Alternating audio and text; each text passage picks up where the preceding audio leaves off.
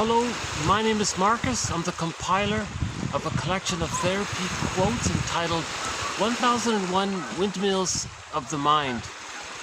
But before we begin, I finally have a glimpse of the Canada geese. So hold on a sec.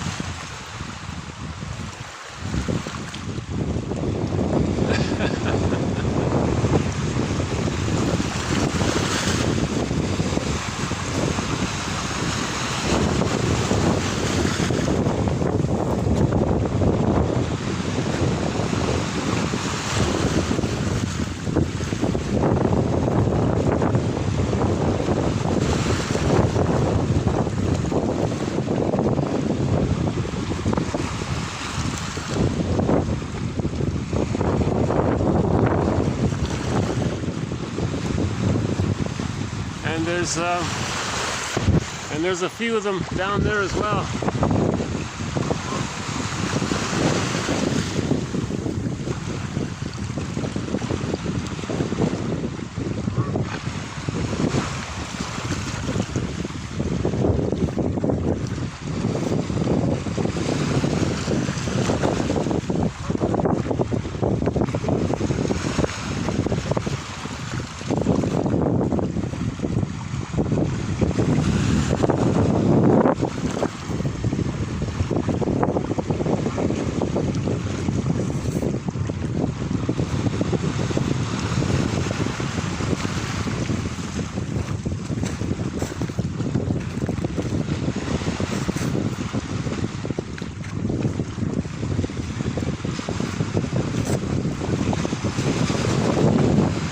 Since this is the first real opportunity to get a glimpse of the Canada geese, I'm gonna spend a little more time here.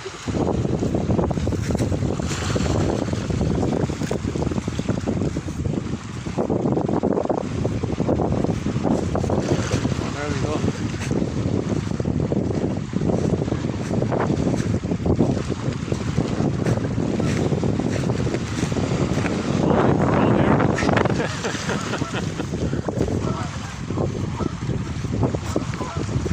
Oh my, listen to that honking, oh my.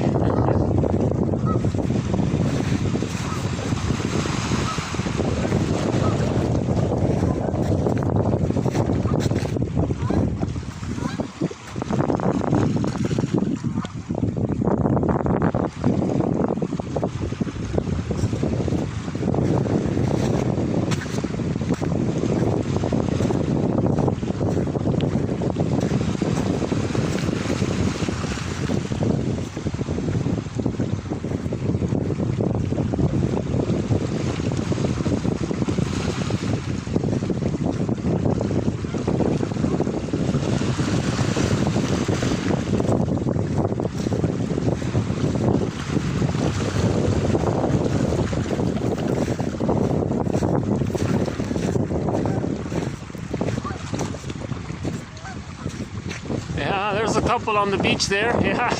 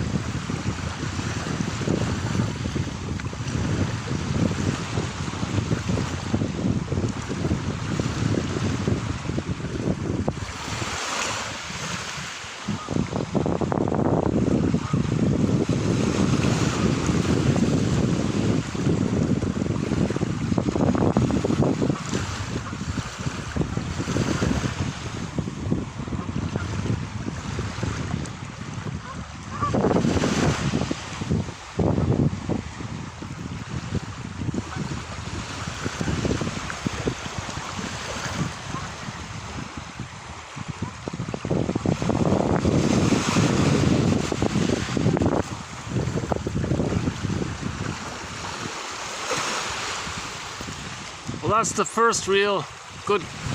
Well, that's the second glimpse we got of the Canada geese.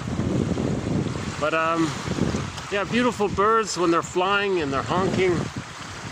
I guess they're gonna fly south soon. What is it now? We're now into mid-October here.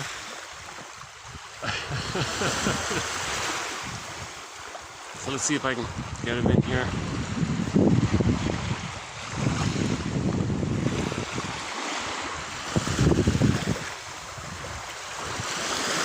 Well, thanks for your patience. Hello again. My name is Marcus. I'm the compiler of a collection of therapy quotes entitled 1001 Windmills of the Mind.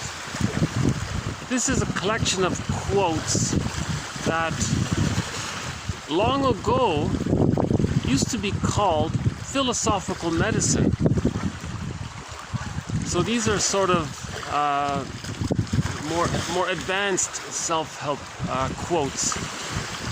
These quotes are trying to help us to heal our memories, not to just make us feel good in the moment and nothing's changed and we've avoided the issue of why we're feeling anxiety. We want to heal the memories around what's causing the original anxiety that we're constantly avoiding. So these quotes, this collection of quotes, another glimpse here, yeah.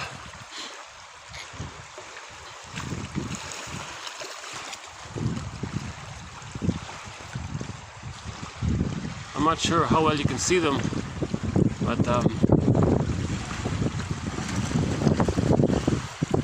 it's very rare to see them, you know. Speaking of rare, I think this collection of quotes is quite rare. And as Augmandino says, when something's rare, it's more valuable. So that's a very good self-help little poem he has called The Scroll Marked Number 4 from his self-help book, The Greatest Salesman in the World. And he's talking about the idea that each person is unique, each person is rare. No one ever, all throughout history, was there ever anyone just like you, nor in the future will there ever be anyone just like you. You're very unique. It's something so unique and rare, it's valuable, huh? That was his idea. And that's what we all have in common. We have a quote from the 70s TV sitcom Rhoda. She says, you know, we all have emotional pain, and that's what we all have in common. Now, we may manage that pain slightly differently. And again, that's what we all have in common, right? That we're all using the same sort of batch of defense mechanisms, projection, projective identification, and others, right, to deal with anxiety. So again, a defense mechanism or a mental maneuver of the mind or an operation of the mind is when the person feels too much psychic pain, emotional pain, mental pain, interpersonal pain, then the mind does something to repress the pain, It goes deep into the unconscious, it's denied. But when something's denied and repressed, we then later on see it outward.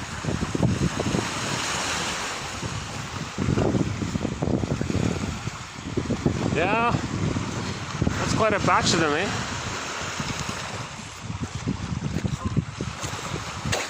So this collection of quotes comprises of the core quotes from TQ1, or therapy quote number 1, up to 1001.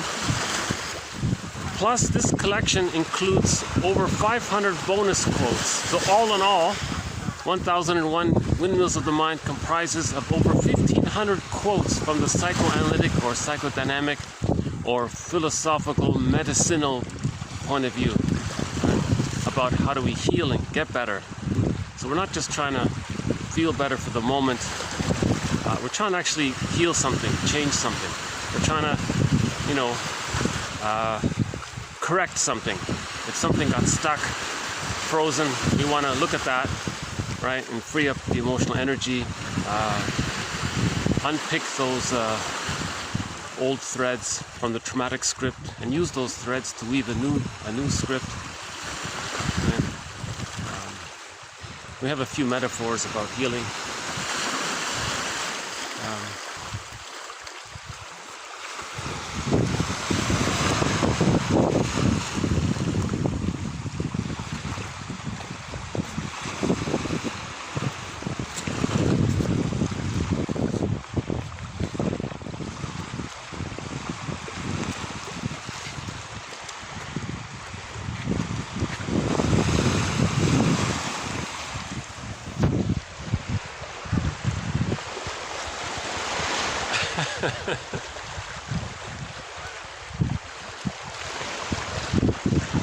I'm just making my way back to the chair.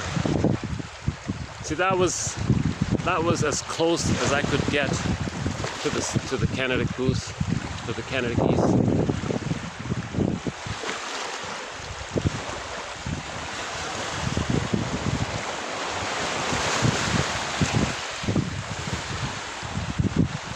And to the best of my knowledge, this is only the second collection of quotes from the psychoanalytic perspective. Right? The psychoanalytic perspective just means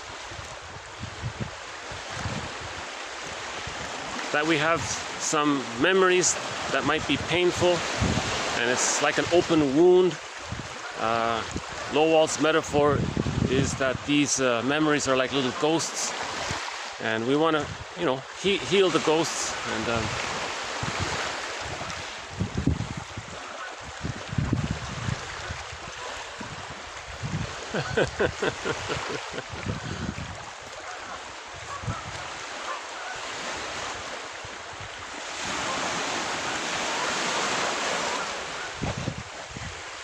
okay. So this collection of quotes, all throughout this collection of quotes, there are over 30 sort of themes or threads or topics within the psychoanalytic perspective. Right? So today we'll add a few more quotes to a couple of our threads. We'll add a couple of more quotes to our thread on symbiosis, a very difficult thread. That's possibly the most difficult thread. Recent videos have talked about symbiosis. If you go back to TQ 1404 up to now, you'll find over 100 quotes on this difficult topic of symbiosis. We'll add it. Yesterday we started a new thread, also a difficult topic, on what's called when a person feels somehow estranged or removed from his emotions. The jargon for that is depersonalization. A difficult, complicated term. I still don't like it, but it's been around for a long time, and a lot of people keep using that term. I think, so we'll add a couple of quotes on this idea of, feeling maybe a little detached from our I feeling, the feeling of I, who am I, that I feeling, and we're a little removed from that I feeling. That's called depersonalization.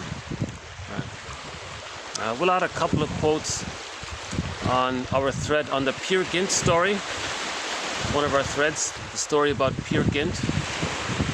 We'll add, I think, one more quote on introjection. That's a new thread as well. It's in the early stages. And I think that's pretty much it. So it should be fairly straightforward. So let's begin with a couple of quotes on symbiosis.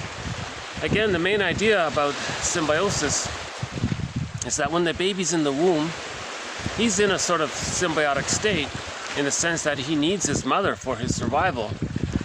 Now, because humans come out too early, he needs that symbiosis to continue. Mahler calls it the switch from intra-uterine symbiosis to extra-uterine symbiosis. He calls it the social symbiosis. But the symbiosis is the key. The child needs an extended period of symbiosis for the first 4 to 5 months, right? So meaning the mother has to meet the baby's needs immediately.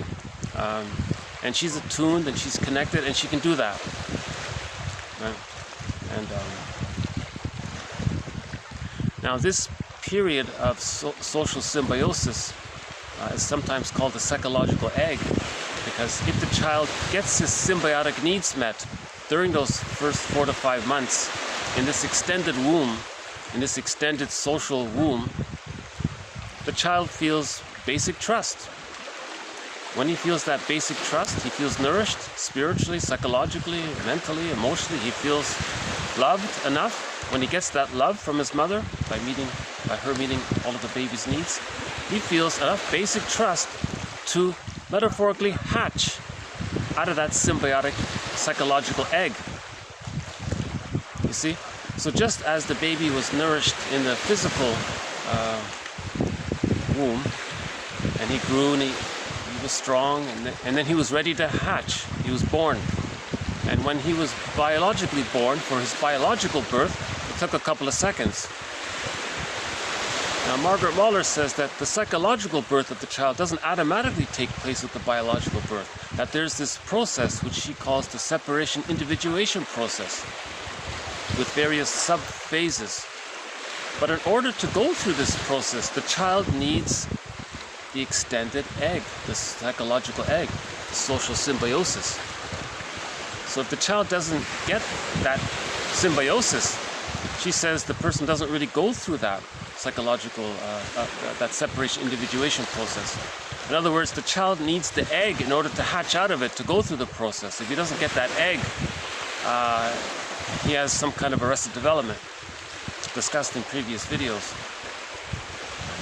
Or if the symbiosis is very negative and he can't get out, that's another, that could lead to another different type of personality. Or if the child is able to differentiate and get out of the egg for the most part, but doesn't receive enough acceptance to sort of complete the process, that's another personality pattern. So we have a few threads in this series to discuss the different personality patterns based on when and where and why the arrested development may take place. That's a sort of a major theme in this series.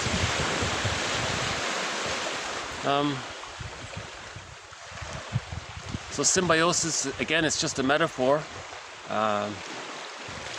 It's an approximate metaphor. Of course, the mother doesn't need the baby for her survival, but she needs the baby.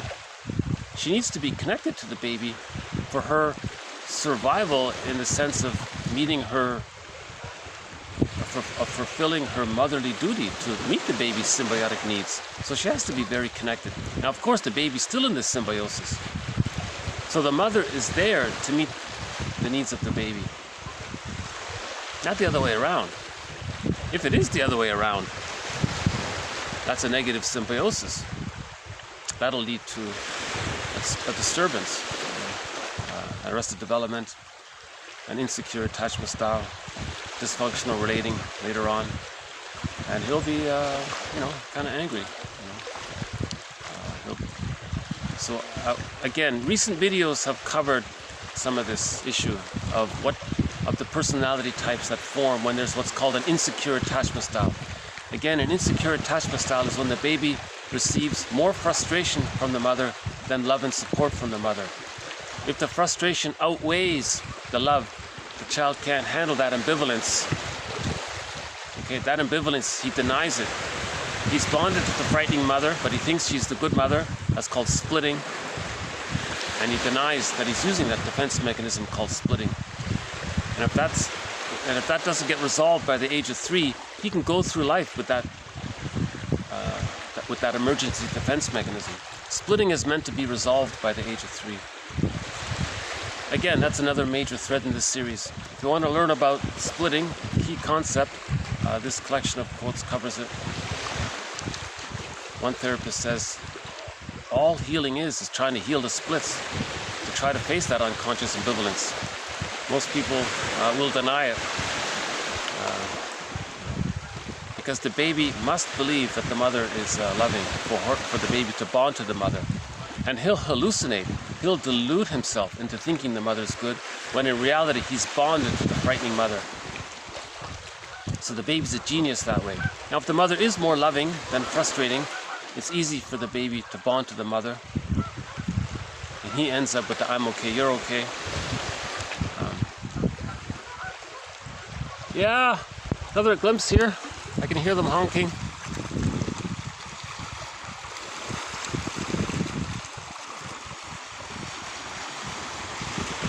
Yeah, sorry if you can't see them too well. I don't have the ability to zoom. But this is the first time I got a real sort of this is my first sort of chance to see the Canada geese. I've been waiting all summer long to and if we're lucky we might see the seal as well, and and the heron might make an appearance as well. So the conclusion of those 100 quotes on symbiosis is that the conclusion concerns the immense importance for the baby to get his social symbiosis needs met. If he does get his social symbiosis needs met, he is able to hatch out of that egg towards the psychological birth at the age of 3. If he doesn't get it, there are a variety of complications. So we'll add a couple of more quotes to this theme on symbiosis. For these upcoming quotes to make good sense, may I suggest the reader or the listener to go back to TQ 1404 up to the present, and then these quotes will make sense.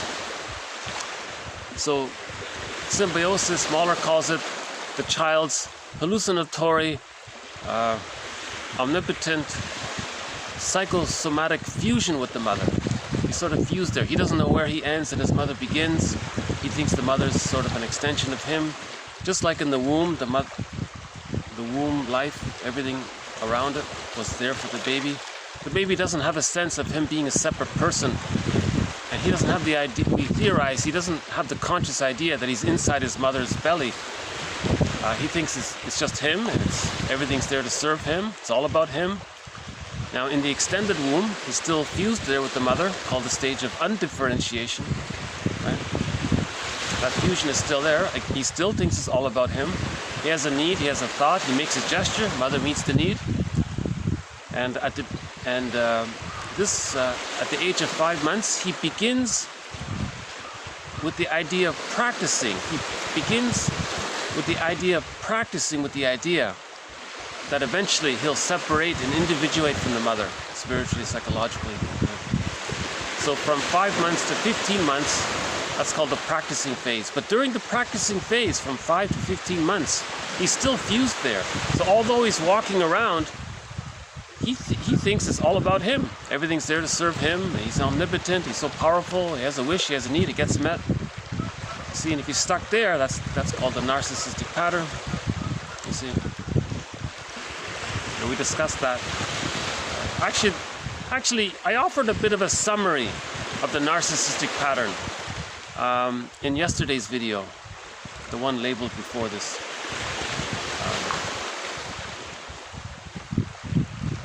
TQ 1473 to 1494.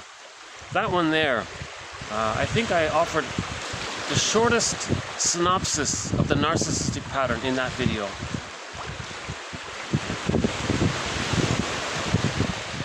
Yeah, they're all bundled up over there. I don't know if you can see them.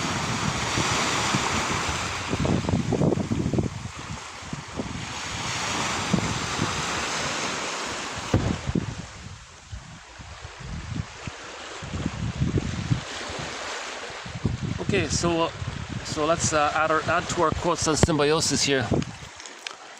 Okay, according to Mahler, a child is vulnerable to subsequent separations if the stage of normal symbiosis has been deficient. Okay, so this stage of normal symbiosis, she's talking about the social symbiosis. She calls it optimal symbiosis, or a positive symbiosis, or a loving symbiosis, or a natural symbiosis, where the baby's hungry, the mother feeds according to the baby's needs, not according to some schedule, or then that would be a negative symbiosis. That would be a painful symbiosis. So that could be already a relational trauma right from that. Now, if the child has a problem getting their basic symbiotic needs met in later life, now that's a huge persecutory anxiety. Klein calls that persecutory anxiety. Masterson calls that the abandonment depression.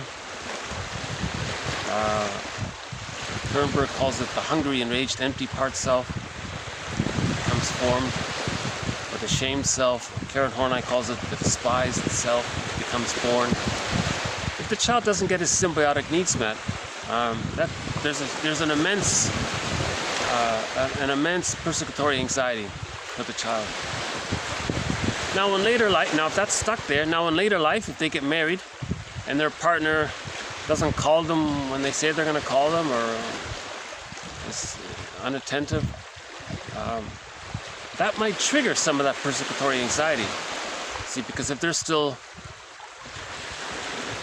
they fear separation from their loved one, that may trigger the original abandonment depression with the mother. You see. So then, in the more severe case, if a person really didn't get their symbiotic needs met at all, if they didn't even really enter the egg, or if they were prematurely ejected out of the egg, one author says that person's focus is on power and control, to try to get someone else to be fused with them, and they want to control them, thinking that this other person can constantly meet their symbiotic needs. Now, it can't be done. It's a secondary delusion. That's why it's Sisyphus. So he's going to try harder, and he's going to be more aggressive, and that can lead to the bully pattern or the hostile provocative attachment style. You see, it's as if he's sort of, one author says he's trying to communicate that he didn't get his symbiotic needs met, and that's why he's so aggressive and controlling and seeking power over others, to get his lackeys or his codependent wife or his followers or something to always be at their beck and call and serve them and be attentive to them and see them, to try to meet their symbiotic needs. And no one can do it, but one author says if he's behaving that way, the idea is to regard that as a communication. He's trying to communicate that he didn't get his symbiotic needs met, or that he was prematurely ejected out of the symbiotic egg with the mother. And when there's a trauma like that, there's what's called repetition compulsion. He wants to master it, heal it. How does he heal it? Well, he's got to communicate it. How does he communicate it? This is all pre-verbal. So he's going to act it out. So he's going to act it out. He's going to act out that scene with others. Now, who is he talking to? Who is he communicating to? One author says he's communicating to his mother in his mind. So a person with the hostile provocative style, if he's being rude and aggressive and trying to control others all the time, it's as if he's saying, according to this author, look, mother in the mind, see how I'm constantly trying to control others and get them to respond to me? You see? I'm trying to tell you, mother in the mind, that you didn't give me my needs, and I'm trying to get others to meet my needs, and I'm so angry about it. And see how I'm aggressively trying to get them to meet my needs? Well, I wanted you to meet my needs, and I wish I could have been aggressive. I wish I could have convinced you to meet my needs, just like I'm trying to convince them to meet my needs. And maybe the fantasy would be, maybe the mother in the mind will apologize and change her ways. And, I'm sorry, But it's, again, this is all, it's all a fantasy. It can't be done. It's past. That stage of symbiosis for the first 4 months is a one-time deal. From birth to 4 to 5 months during the psychological egg, that's only one egg. That's it. If they get their needs met, great, they hatch out and so on. If they don't get their needs met during the stage of symbiosis, that's it. They can't get it from anyone else later on. It can't be done. No one in the present. It's as if the person wants to find someone in the present, trap them into their negative symbiosis or hook them in, go into a time machine, travel back to the nursery, the two people morph back to the childhood scene, the person becomes a baby, the lackey becomes the breast mother and changes the history and changes the past, then they flip back into themselves and go back in the time machine and come into the it can't be done. But that's sort of what the person thinks he might be wanting to do or try to do. It's a delusion. It can't be done. You see, but that's what he's anxious. That's why he's so angry and hostile. He's got to do something. So one author says, well, Burglar says, regard it as a communication. He's trying to communicate his distress. Everything's an act of love or a cry for love. His cry for love is to communicate that he didn't get his symbiotic needs met. So now we want to make this conscious, so we can heal through our consciousness. And I think these quotes are giving us basic trust and knowledge to give ourselves the basic trust to be our own caring witness. Grief is healed when it's witnessed by a caring other. So we want to be our own caring other, so we have to be conscious. So consciousness is the way to be our own caring other. And we go through the mourning process that way. Because, again, man's main task is to give psychological birth to himself if he didn't get it naturally by the age of 3. Right? So some people call it the hero's journey. It can take 15 to 20 years at midlife. You want to reparent yourself and you want to get out of this denial, and you want to accept, you want to acknowledge the reality that the mother was more rejecting than loving. You want to face that unconscious ambivalence. No one likes to do it, but it's this verdict of reality that makes the work of mourning so difficult and painful. It's this verdict of reality. What's this reality? The reality is that the mother didn't have it to give. So now you got to look into the history of the mother and find out her story and discover that she was caught in her existential dilemma. The mother may have had prenatal distress syndrome, birth trauma, relational trauma, developmental trauma, situational trauma, trauma with siblings in the environment, a forced relocation, school shock, trauma at the dentist's office, trauma while getting their tonsils out, and others. So the mother may be stuck in her existential net, her existential dilemma. She may have a very tight traumatic script, and she's stuck there, so she didn't have it to give. Now, if the mother has that kind of trauma, she's also engaged in the repetition compulsion. So she may say to the child unconsciously, look child, I was traumatized and I don't know how to, what to do here. So I'm going to do to you what my mother did to me to communicate, because I want to communicate to my mother in my mind what she did to me, and I'm going to show her by doing it to the baby. That's called intergenerational trauma, another major thread in this series.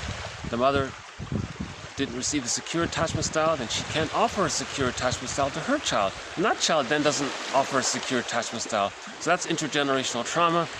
That's why I like that music video, Because of You, by Kelly Clarkson. The music video, I think conveys that idea of how do we end this Sisyphus.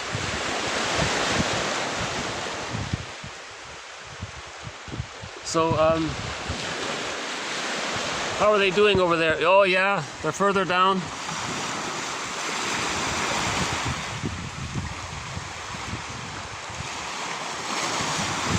Yeah, there's the sun there. Now we've got a blue sky here.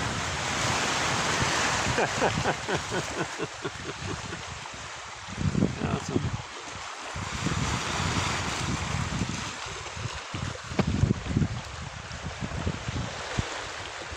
I'll see if I can.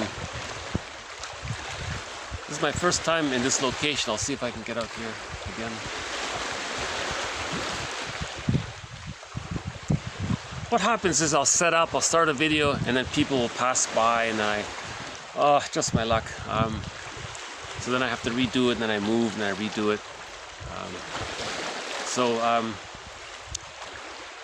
If I do get interrupted, I think what I'm going to do from now on is I'm going to hit the pause button, wait till they pass, and then do a part 2.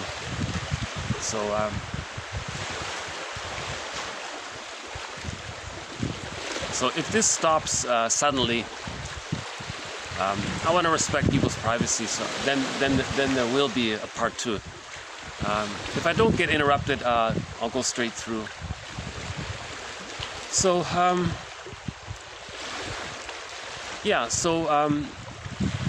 once we understand that the mother has intergenerational trauma, then things start to make sense. Reparation of the other leads to reparation of the self. Now we're feeling sad for ourselves, we're feeling sad for the mother. Now there may be a period of feeling angry at all this. Then underneath it is the sadness. Now this working through process, this grief work, mourning through process, takes a long time. You do it a bit, and you take a rest. You do a little more, and you take you do it a little bit over time. That's called the working through process. You see, and then you can reach the psychological birth through the forgiveness. So the willingness to understand and forgiveness are the same, right? Reparation of the other and reparation of the self are simultaneously and take place at the same time. And that leads to the psychological birth, because then we're healing the splits. When we heal the splits, we have what's called whole object relations. That leads to I'm okay, you're okay, right? Then we get the key out from under mother's pillow, meaning the life force connects to the self-representation, and then we have access to the real self. Right? So some of this was covered in recent videos. So let's go back to the symbiosis. Yeah, so her point here was in what's called transfer. So in the I'm okay, you're okay love relationships, there's mutuality, mutual caring. People can make I statements. People are connected to themselves. There's a sense of togetherness. It's not symbiosis. They're together, they're close, they're intimate.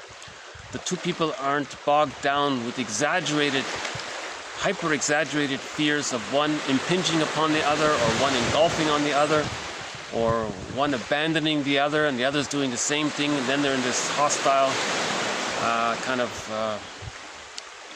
hostile dependent relationship. They're stuck in the tar pit of the negative symbiosis. You see, that's not really intimacy, that's sort of a replay of the symbiosis. And those marriages become, one author says, like sour milk. But in the I'm okay, you're okay, those marriages, they grow, the two grow, and they become like fine wine. Yeah. So she's saying here, Mahler, if a person didn't get their symbiotic needs met, then they're going to have exaggerated fears of being abandoned by the partner. So if the partner doesn't come home when they say they're going to come home or whatever, that may trigger that. Then there's going to be an argument. Then the other person says, you're criticizing me. Are you engulfing? Well, I thought you were abandoning me. You triggered my abandonment. Well, now you're triggering my engulfment. And now they're caught in this kind of thing. Actually, we have a song at the end that sort of touches on this. And we played a couple of songs regarding what's called transference love. Transference. So there's a difference between authentic love, genuine love, and transference love. In transference love, you're transferring, you're bringing the troubled past into the present and replaying, reliving to try to get a better outcome. Now, it can't be done, but that's why it's complicated. Okay, the next one here. So, maybe this quote helps to understand why people feel very scared about relationships, because they don't want to be reminded of the original abandonment depression. Right?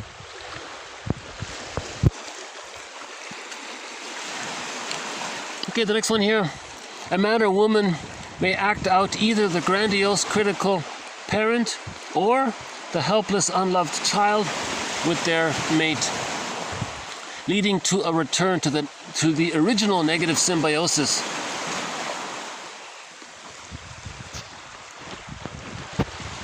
So just briefly again, in the very beginning, let's just go with the premise that in the very beginning, all babies adopt the mindset of I'm not okay, mother's okay. Because the baby must regard the mother as okay in order to bond to her. If the child realizes that the mother is not okay, he can't bond to her. He can't do it. He has to bond for his survival. The baby has to bond to the mother. If she's frightening, he deludes himself and says that she's okay. Then he adopts the I'm not okay because the baby's being unloved. He feels he's not okay, but he has to still think that the mother is okay. Right? It's called the moral defense. Another thread in this series discussed by Fairbairn and Solani. So I'll refer you to earlier videos. That's a very important topic, this moral defense. The child makes this so-called moral decision where he says, all right, this is too painful, fine, I'll make the decision that I'm bad and mother's good. Even though the reality is the mother is more frightening than loving.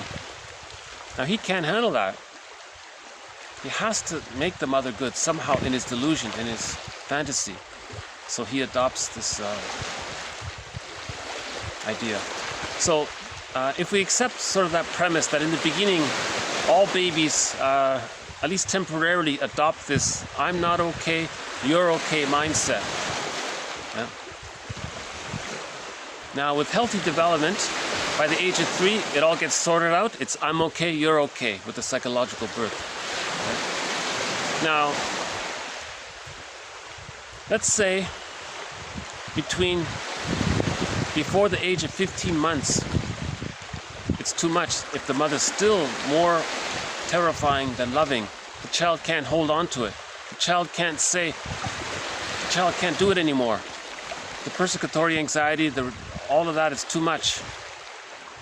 So he adopts a very desperate defense mechanism called identification with the aggressor, which means his hungry, enraged, empty part self, his despised self, his unloved self, with all that persecutory anxiety, he buries it very deeply. Okay, so his true self is so repressed, split off, disassociated, denied, whatever you want to say. So, and then he identifies with the aggressor. Now the aggressor is the mother, the persecutory mother. So now he becomes persecutory. So the baby felt, from the baby's point of view, he felt that he was exploited, used, devalued, unloved. He identifies with the aggressor. Now he thought the aggressor was okay. Now because he's now her, or he thinks he's now her in his delusion, in his fantasy, he now in his fantasy adopts her, he adopts his own fantasy opinion of her. So now he adopts his own fantasy of her. Now he says, I'm okay, and others are not okay. Now when he says others are not okay, he's replaying the mother's mindset from the baby's point of view. From the baby's point of view, the mother's mindset was that she was okay and he wasn't okay. Now he, the unloved him, is repressed. Now when something's repressed, keep this in mind. When something's repressed, it's seen outward. When something's repressed, it's seen outward. It's called projection. Okay? Projection is to preserve the repression. It's to preserve the denial. Projection, by the way, is the means of bringing repressed material to consciousness. So the child identifies with the aggressor, then he says, I'm okay, and others are not okay. He's repeating his mother's opinion from his point of view that she was okay and that he wasn't okay. But the he who wasn't okay is seen outward. Then he says, I'm okay, others are not okay. You follow? Now every time, if he's stuck there, okay, then he will be negative towards others, devaluing towards others, to communicate that's what his mother did to him. And he's stuck there. That's a narcissistic pattern. Now if that person's in a... So by the way, every time he does that, he re-triggers the memory of the mother not loving him. then he feels justified to put the other down, but then he's re-triggered. Then he, like Sisyphus, he keeps doing it. So he can spend his whole life negative towards others, sardonic humor, bitter humor, biting irony, humiliation humor, dark humor. He's always putting others down to communicate that when he was a baby, he felt put down by the mother, or simply to say that his mother put him down. So when he puts others down in a negative way, he's trying to describe what his childhood was like. Because in the repetition compulsion of trying to heal from a trauma, he's trying to communicate with the trauma. How does he communicate it? He does it through his action language, his action behavior, his acting out. He doesn't have words for it. So that's why as an adult we put words to it. And these quotes are helping us to put words to it. If we can symbolize it, now we can digest it and heal. So that's what she means here. If there's arrested development there, he's now playing the role of the so-called critical parent. Let's say the child does get enough love and he doesn't identify with the aggressor, and he still holds on to the I'm not okay, you're okay. So between 15 months and 36 months, if he got stuck in that later stage called the rapprochement phase, he's still holding on to the I'm not okay, you're okay. That's the codependent pattern, the pleasers.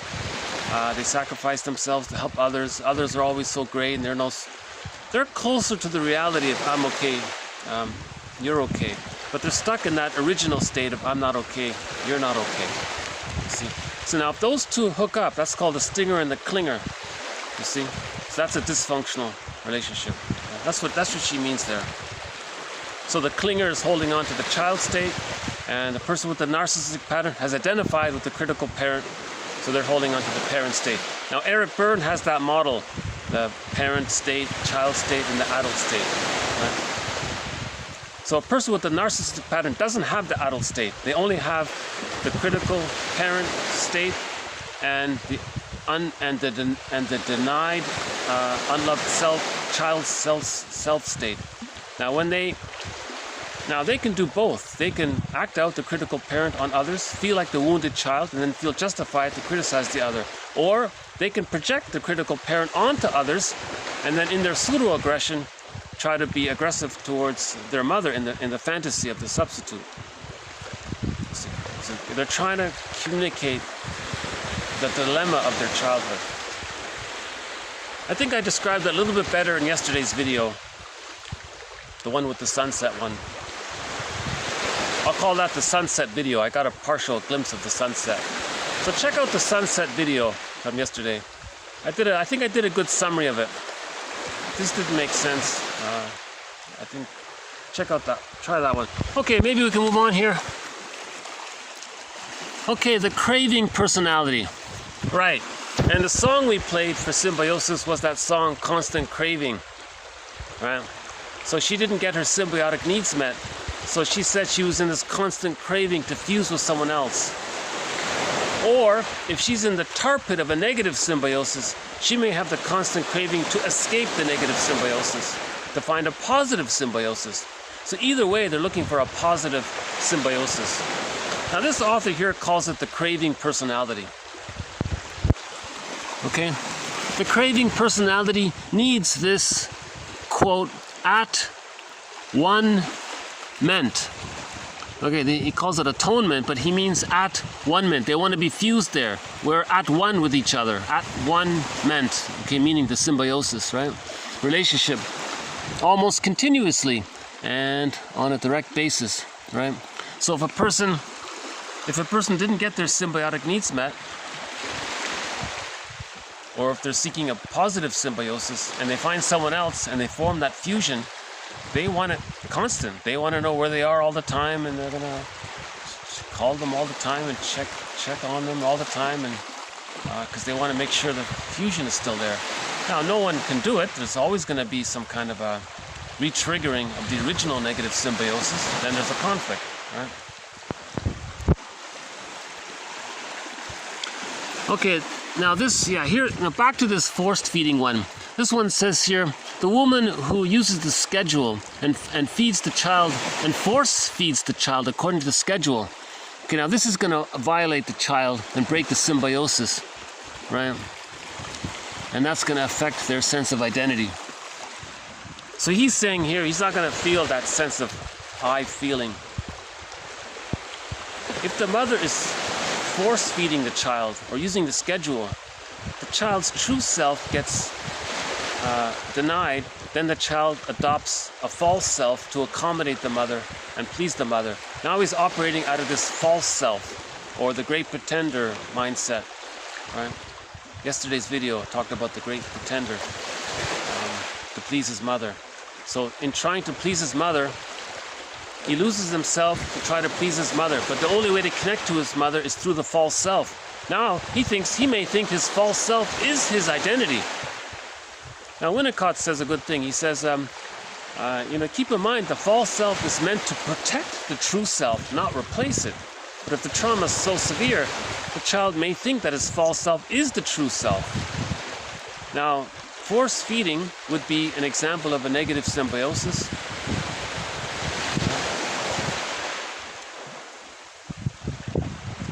The mother using the child to meet her needs, that'd be a negative symbiosis. Yesterday's video called it the tar pit of symbiosis. And the child can't eject out of the symbiosis at the age of 5 months. He's meant to naturally eject out of that egg gradually. But if he can't, that's psychic pain.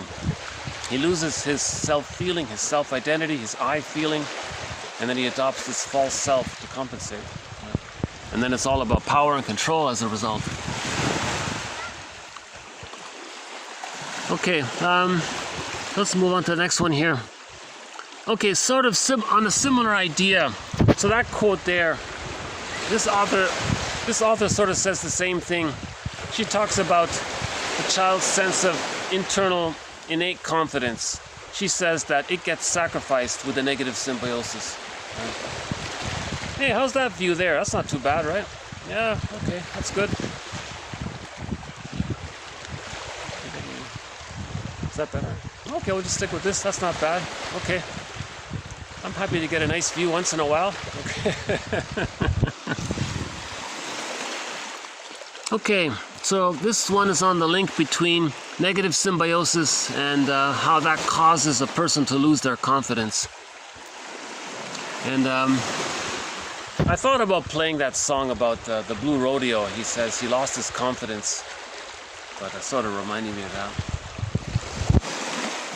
He said, I want to know where my confidence went. Well, where did his confidence go? It might be conceived that in terms of ego function, the development of confidence within the symbiotic framework, okay? That's the key there. The development of confidence within the symbiotic framework, okay? So within the symbiotic framework, he's going to get love and basic trust. That leads to confidence. Now, if this is seriously damaged or hampered, the baby regresses towards that undifferentiated state. Okay? Now, that's a very painful negative symbiosis. Okay, now if he's colicky there, if he's crying all the time, right? He doesn't know where he ends and his mother begins, and boundaries are disappeared, right? So that's a very painful symbiosis from that. Okay, now his crying, him being colicky and very troubled and a lot of pain, what he's doing with his crying fits, he's trying to reestablish the symbiosis with the mother. He's crying and he's crying all night maybe, and he's saying, please mother, I want to reestablish the symbiosis with you. Connect with me, bond to me, see me, love me, right? So if the mother doesn't do that, the child's confidence is squelched. Doesn't get a chance to grow or develop, you see? So in other words, crying is an attempt to reestablish the symbiosis. That's what he means. That's the main idea here. So the babies in a loving symbiosis, they're not crying all the time, right? But if the symbiosis is broken, they're going to cry, because the baby crying like that in that huge distress is because he's feeling the persecutory anxiety. He's feeling the abandonment depression. He's feeling that painting, The Scream by Edward Munch. Munch, is it Munch? Edward Munch or Munch? That painting, The Scream. That scream painting, that baby's feeling that in the negative symbiosis. You see? That's why, that painting Apparently, that's the #1 most expensive, most financially valuable painting on the planet. Someone paid like I don't know, billions of dollars. I don't know what the figure is. That sort of conveys the importance of this. It acknowledges, that painting sort of acknowledges the terror that the baby feels when the mother is not meeting the baby's symbiotic needs. Maybe every mother should be given that painting and say, look, if you don't feed your baby according to the baby's needs, this is what your baby's going to feel. Do you want your baby to feel that? No? Okay, well, here's some education. Feed your baby according to their needs. If you need to talk to somebody, do it, or get help, do it. But break intergenerational trauma. Understand that the baby needs his symbiotic needs met. If he doesn't get his symbiotic needs met, he's going to feel that painting. And maybe that'll wake up the mother and we can heal intergenerational trauma that way. So that's a very valuable painting. I think every mother should be given a copy of that painting with a little message about symbiosis, with all of the quotes on symbiosis included on the back of that painting. Every doula or midwife or nurse or doctor should give the mother this. So that would be, okay, so there we go. That's our third suggestion on behalf of 1001 Windmills of the Mind. I think that maybe can be our third suggestion. The first suggestion was that on Mother's Day, mothers, that's their day. They come clean and write letters to their adult children about what happened, right? The truth will set you free. So mothers can do their duty to help heal their children by writing letters telling about the first 3 years, the truth about the first 3 years or the first 5 years. In fact, everything that the child doesn't remember, if the child has amnesia up to the age of 10, then the mother should report everything for those first 10 years, especially honestly, right? That'll help in the healing process. So suggestion number 1 is that on Mother's Day and on Father's Day, that's the day when they write. Okay, we're not glorifying them anymore. We've got to stop this. That's the day we can celebrate them on their birthdays. We got that. But on Mother's Day, on Father's Day, that's the day when they write letters to their adult children, coming clean, confessing, say, I'm sorry, I didn't know what I was doing, please forgive me, and explain what happened. And this happened, and this happened, and this happened. And then the child gets this letter. They'll be in tears, but things will make sense and they can heal. Actually, it can be a huge relief. Oh, thank you. Now I know. You see? So every senior, before they should write letters to their adult children, you know. So on Mother's Day and on Father's Day, they write letters to their adult children about the truth. In particular, if the adult children are sort of beyond 35, let's say. In particular, if they're in midlife, you know, there may be exceptions, but okay. The second suggestion. Well, let's make this the second one. That when the baby's born,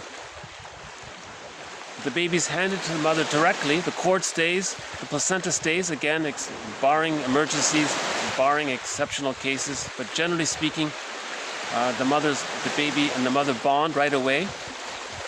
The mother is given that painting, and on the back it says, your child needs social symbiosis.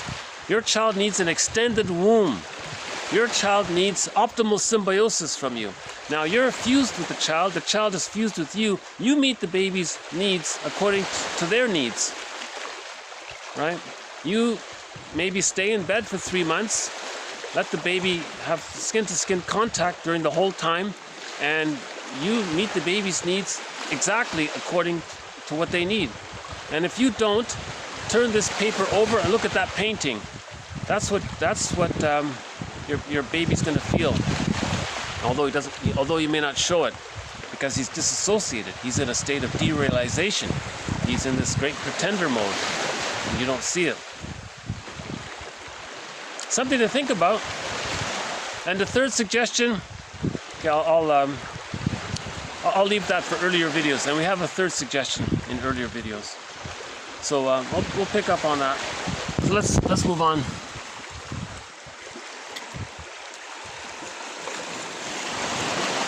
Okay, in other words, the failure of the symbiotic relationship as the regulator of gratification becomes the crucial factor in the genesis of her ontological security or her personal confidence. Okay? I think now I should play that song by Blue Rodeo. I want to know where my confidence went. Maybe we can, think of that for the child. If the child didn't get his symbiotic needs met, he lost his confidence. Maybe the child can have some understanding. Well, that's where your confidence went. The mother was traumatized and didn't know that she had to offer an extended womb. Okay. Okay, the next couple here is on a depersonalization. So those quotes were a follow-up to our thread on symbiosis. Now, next part, we'll add a couple of more quotes to our thread on depersonalization. So yesterday's video, the sunset video, that one, we started a new thread called depersonalization. Right? If the baby's traumatized, he loses some contact from an emotional point of view of his personhood. That's called depersonalization. So we'll add a couple of more quotes to it here. Depersonalization, the subject is exposed to falling back into a primary lack of differentiation with no boundaries. You see, in yesterday's video, there was sort of a link there between the baby's main defense mechanism, one quote said, is depersonalization. The baby's helpless, he has no motor skills, he can't speak, he can't run away. How does he escape when there's no escape? It's flight in mind. Now that's during the stage of symbiosis. So there's a link between symbiosis and depersonalization. So if a person is feeling depersonalization, they may be feeling re-triggered about the original lack of symbiosis. You see? That's a negative symbiosis. A person wants a positive symbiosis. So then they may engage in emotional eating. They run and eat a box of chocolate cookies, then they feel this fusion of maybe some kind of soothing there by tricking the brain, and you're recreating this. You're somehow feeling safe because the cookies send the brain a lot of sugar that sends the person serotonin, so you're feeling safe that way, so you think you're getting a positive symbiosis. You're tricking the brain to make you think you're having a positive symbiosis, to escape from the negative symbiosis. You see? Okay, the next one here, critical manifestations of depersonalization. The complaint is most frequently apt to be that somehow things seem different. Okay, so in depersonalization you say, wow, things are different. Okay, sometimes a client may even consult an eye doctor because of his altered perception of the world, which appears to him to be changed, strange, or unreal. Yeah, this quote brought a tear to my eye because I thought maybe that's why I wear glasses. Maybe I experienced some kind of depersonalization feelings and I couldn't see clearly, and then I had to start to wear glasses as a child. So maybe he's saying here, maybe there's a link between disassociation, that means you see things differently, things are blurry, and then you have to wear glasses. Maybe not in all cases, but maybe in some cases it's put as a question mark. So I'll leave it as a question mark, something to consider. All right. Yeah, how are we doing here?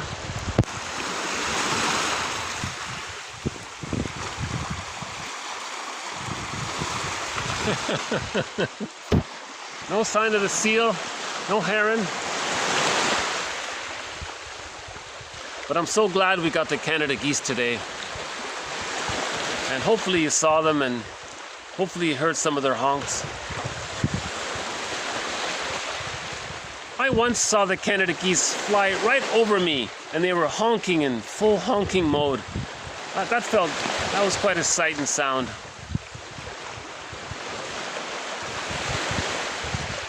So for more information about depersonalization, again, that sunset video from yesterday.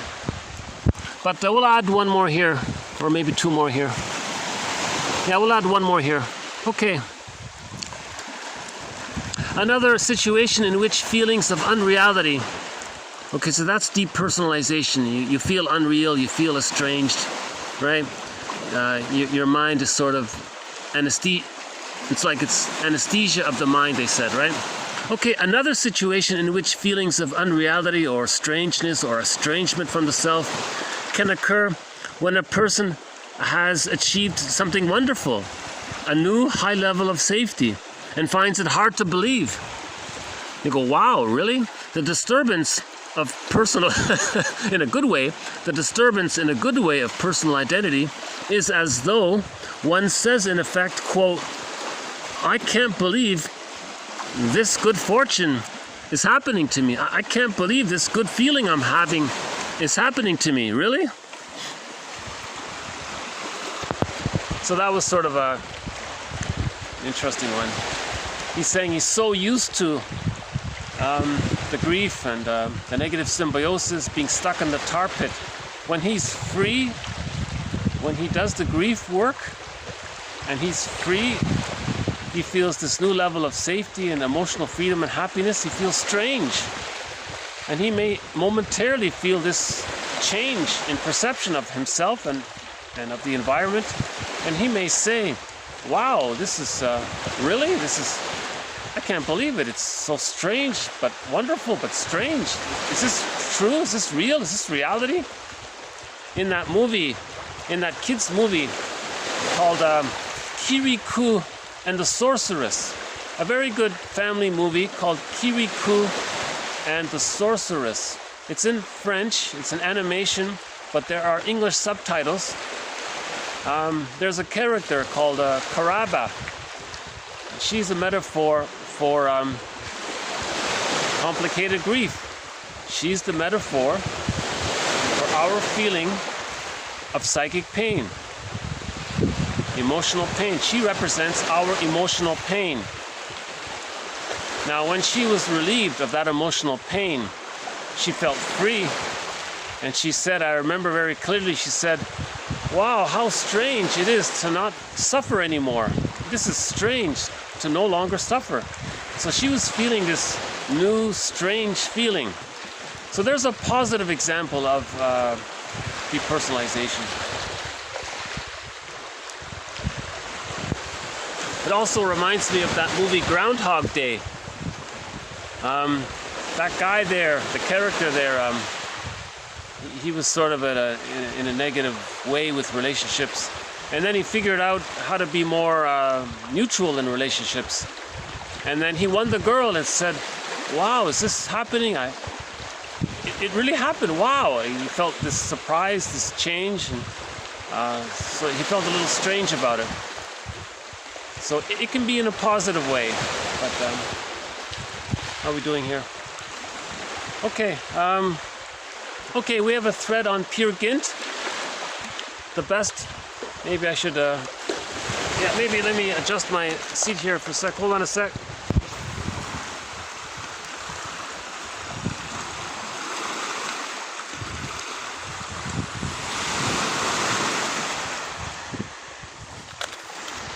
How's that? No? I still sort of, I guess I should move it one more time. Hold on.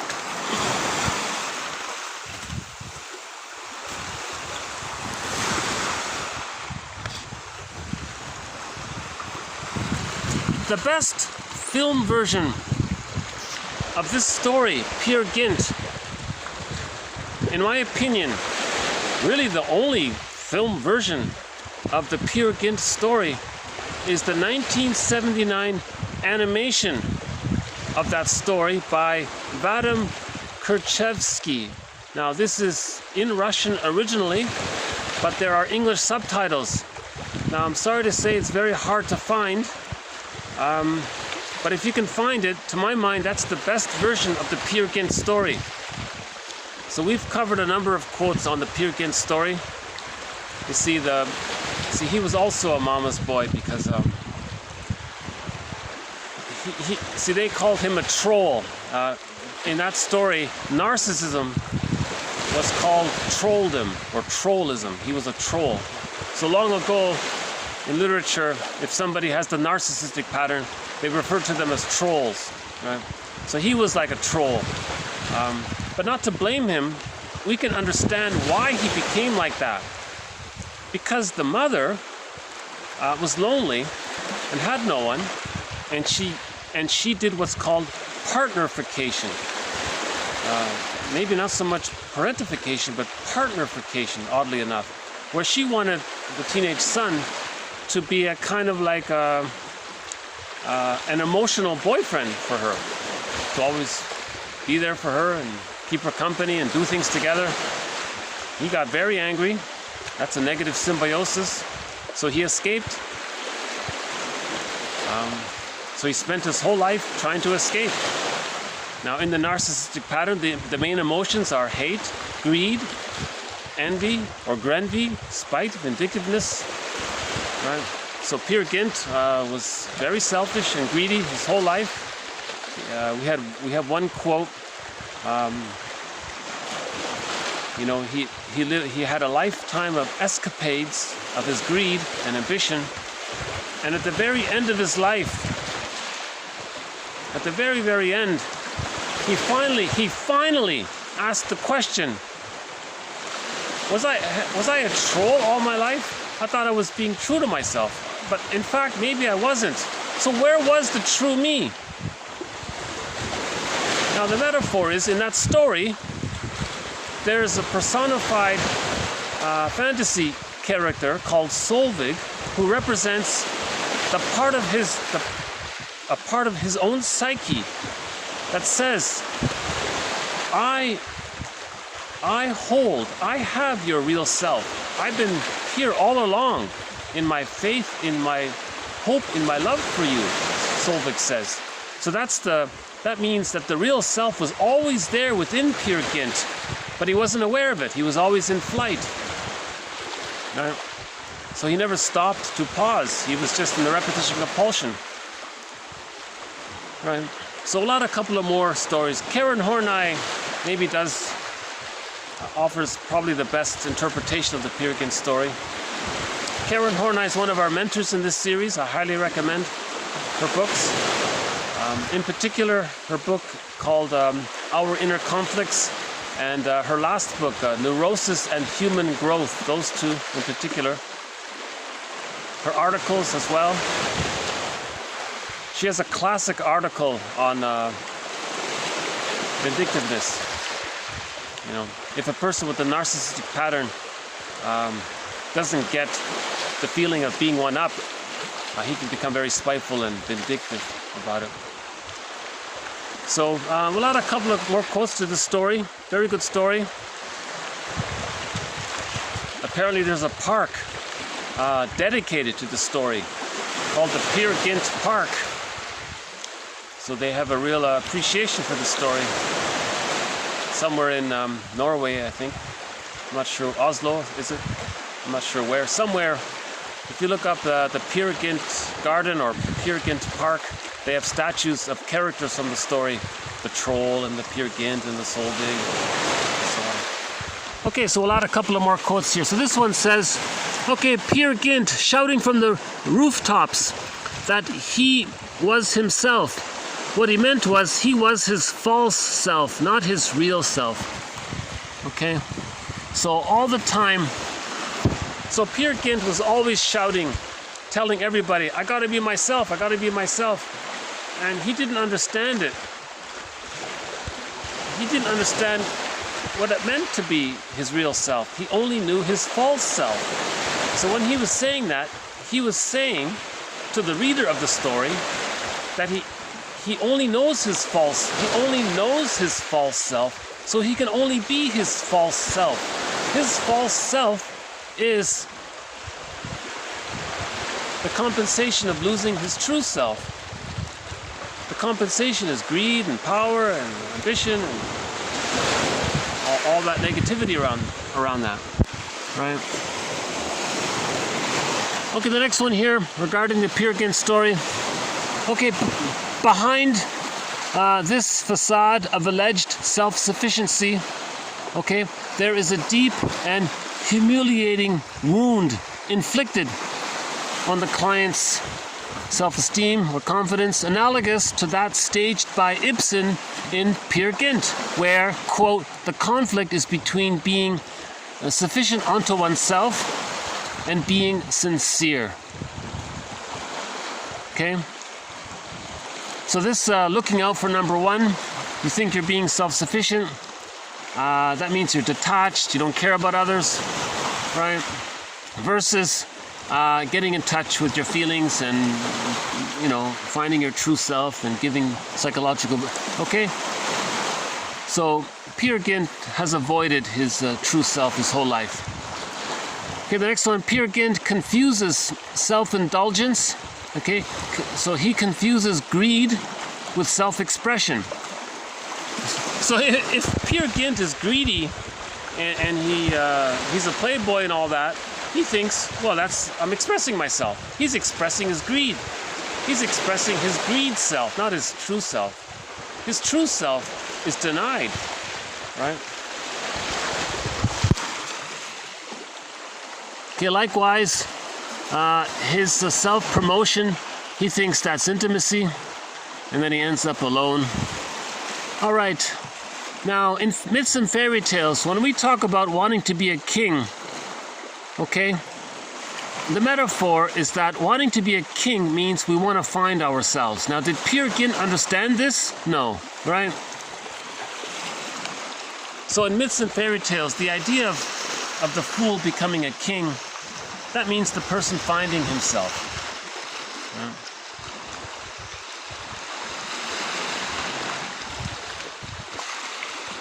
Okay. This next one here is on a very difficult topic on identification. Pardon me. Introjection.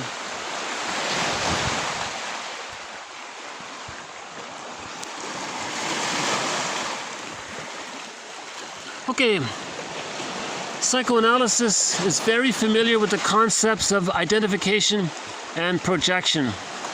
It is less outspoken about the obvious difference between the mechanism of identification and its result. Okay, a figure, a phantom existing in us because of identification. If we identify, and this is always an unconscious act in contradiction to conscious emulation. Okay, if we identify with someone we admire, we might identify with their mannerisms and how he clears his throat, or how he walks, or how his handwriting, how he shakes hand. So the result is that a phantom of this person we admire is sort of living in us. Now part of our personality is then expressed in terms of this phantom.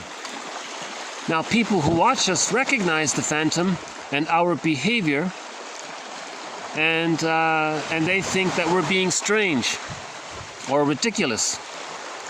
Now, our ambition to be like this person that we admire is done wrongly.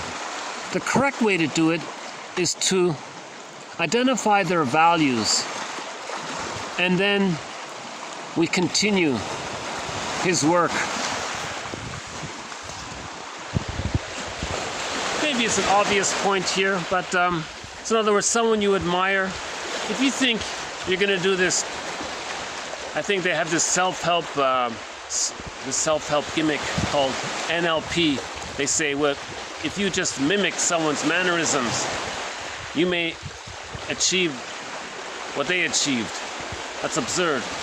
The idea is to identify, what do you admire about them? What traits do you think they have that's sort of likable about them? Identify those traits or values or virtues, and then go from there and express them. Never mind about mimicking some of his mannerisms or his gestures or something. That's ridiculous. But there's a whole self-help idea around that. Right? So this quote sort of addresses that. So someone you like, what is it that you like? Identify the virtues or the values and then go from there. Because your way is going to be a little different. You may have your own mannerisms related to those virtues. You don't have to copy someone else's mannerisms. Observers will think you're being ridiculous or something. You're not. Right? So there's a little confusion there. Okay, a couple of seagulls here.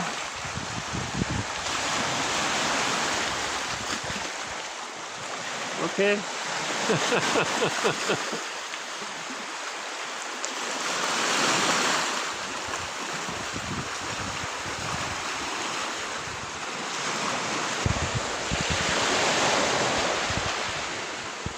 How's the lighting here?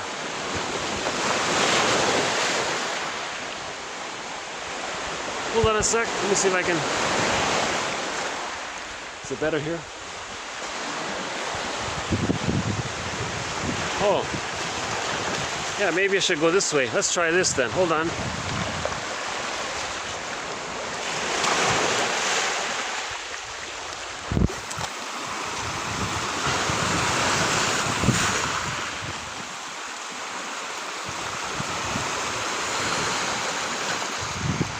Okay, so we'll do a couple of more quotes here.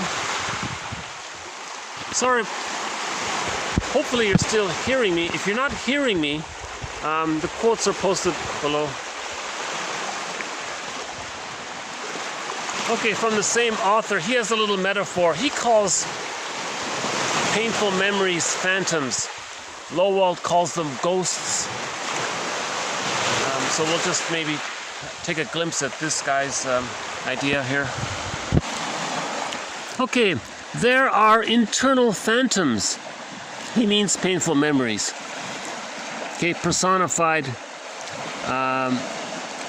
imagined personifications of our memories. He calls them phantoms. There are internal phantoms that we have to live up to. There are others whom we fear, others we hate or secretly love. Right? Some we consider to be true and real to us. Some of them maybe we have to control, or now some of them are in repetition. So in other words, it's not always easy for the poor ego to find his way in such a crowd. Now, depersonalization presupposes a considerable number of phantoms in a person, and the ego is at a loss to decide which of these phantoms or group of phantoms has to be accepted as its real self. So that's his sort of now we have sort of a model around this called Fairbairn's model of the endopsychic structure. So we have a thread in this series on the endopsychic structure by Fairbairn. I won't go over it here, but he has sort of a model of this internal theater. So this internal theater, we have a group of memories around certain themes. They amalgamate, they consolidate. Now we can imagine them as a character. Now this internal theater, with all of these imagined characters, we talk about this in myths and fairy tales. Myths and fairy tales describe the internal object relations world. All of the characters in a myth or fairy tale describe one psyche. Right? Just like you wake up from a night dream, everything you dreamt was part of your psyche. In a dream, a fairy tale or a myth is like a dream. Everything is one part of one psyche. You have to keep that idea in mind, and the idea that myths and fairy tales are true on the inside, describing the internal object relations world, or this crowd of phantoms, he says here. So we're calling it internal object relations world, this internal theater. Lowell calls them this internal crowd of ghosts. He calls them this internal crowd of phantoms. Someone else calls them imagined personifications, right?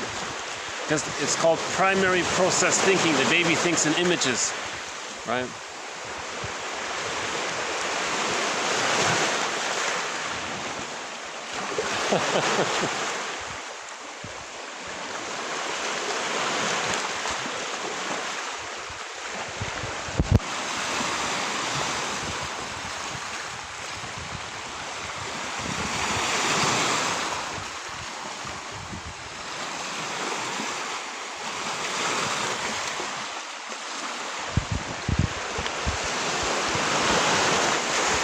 Okay, we'll do two more quotes here. We have a thread as well. Another one of our threads is on this topic of anxiety.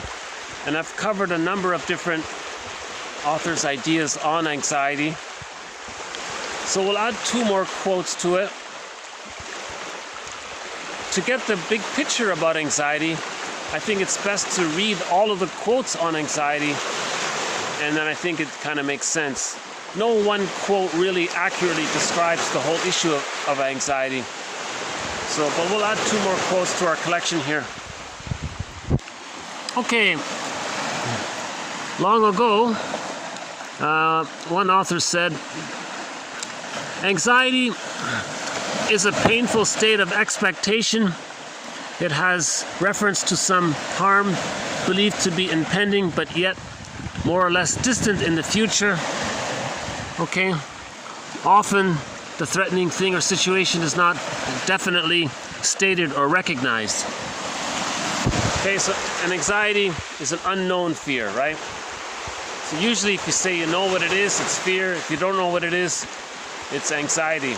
Usually it's the memory of being abandoned by the mother. It's the memory of the persecutory anxiety. Maybe that's coming up and you feel anxiety. Yeah. Or Masterson's axiom is self-activation leads to memories of abandonment depression. So if you do something from the true self, that's going to trigger the memories of originally what the child needed for his true self. The baby needed to be fed when he wanted to be fed. That's his true self. The mother said no, follow the schedule. He got abandoned. Now in later life, if he does something for his true self, that may trigger that old memory. And that memory possibly coming up, and he doesn't know what it is, and he's shaking, that's anxiety. He feels tense. What is it? Nervous. Okay? That's one idea.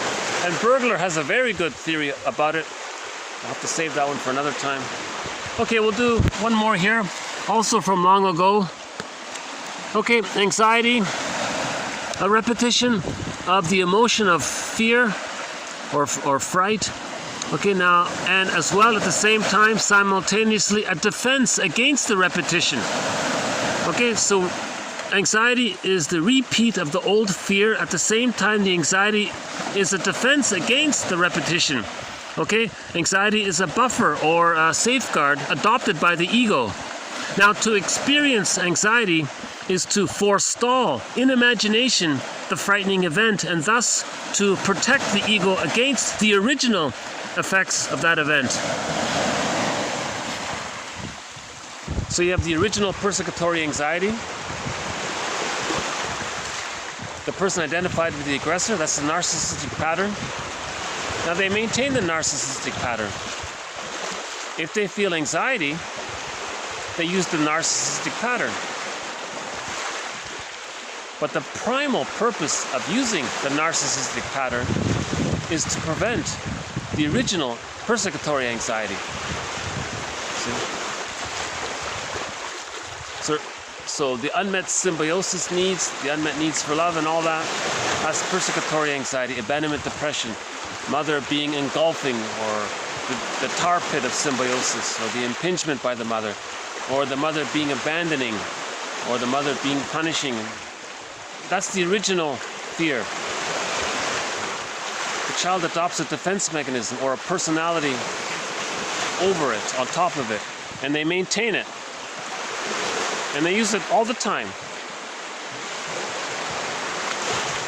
Now, anything else in the future that might be sort of worrisome, they'll still use the narcissistic pattern.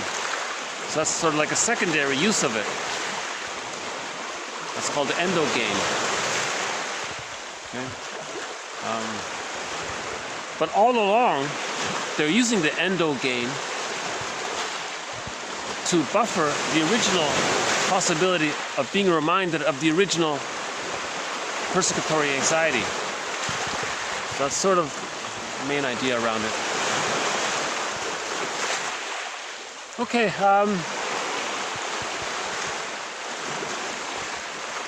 let's finish up here with an underappreciated, I found another underappreciated classic rock song. He says here about transference love, and it reminded me of symbiosis. So any song that talks about difficulties in love, unrequited love, and problem, missing someone, and a lot of it seems to be related to unmet needs for symbiosis. So he says here in the song, "Oh, love, is it down to games that everyone must learn? You give your heart away and hope it gets returned." And I'm thinking maybe this is sort of in relation to unmet symbiosis. He falls in love with a girl, and maybe he thought the girl was gonna read his mind and meet his needs, and they would form a positive symbiosis. Now it can't be done, or they may do it briefly. That's the honeymoon phase, right? Then he realized, oh my God, it can't be done. It's a lesson. And to try to get your symbiotic needs met, it's going to feel like a kind of a game of some kind. What does he got to say? What does he got to do? And she's doing the same thing. And both people are saying, "I love you. You're perfect. Now change." And both are trying to change. You see, sometimes people marry those who remind them unconsciously of one of their parents, and they want to get their parent to change. That kind of thing. So I thought, so here's a song by a band called, from the 80s, called the Coney Hatch here. The song is called The First Time for Everything.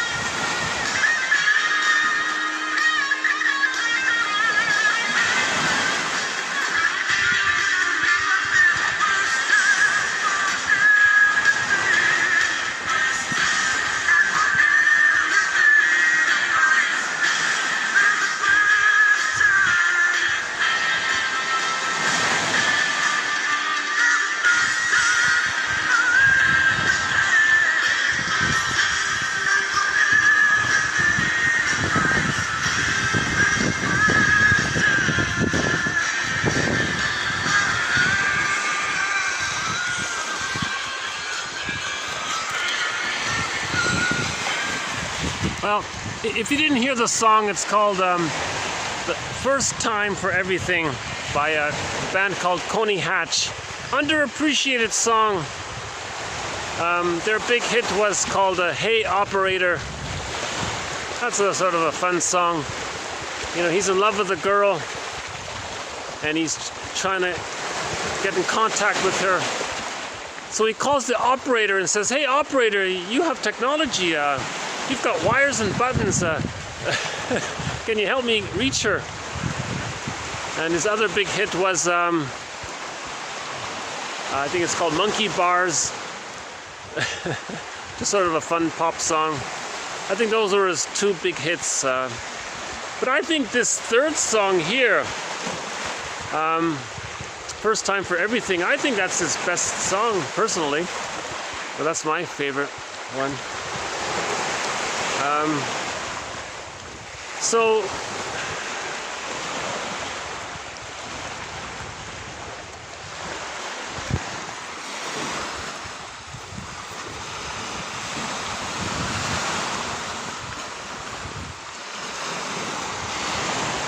you know, I think I'm just sort of temporarily experimenting with the idea about doing these videos while walking.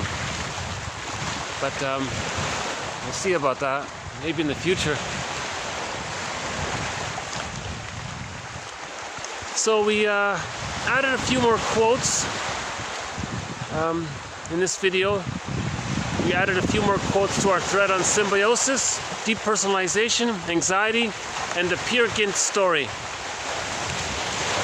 That one about introjection and identification, that's a really obscure one. I have to really save that one for later.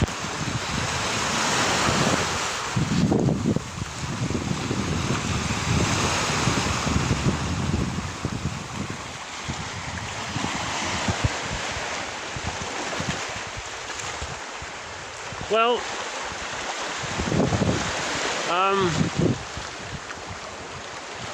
I guess I'll just close by saying thank you very much. I hope some of this has been of interest and help, and I hope this is raising consciousness.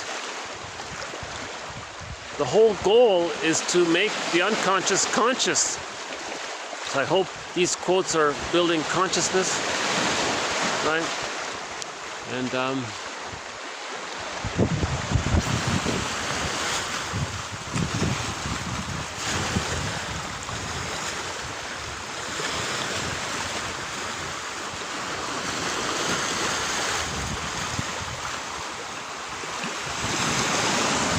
And we'll add some more consciousness-raising quotes in future videos. Thanks again. So long.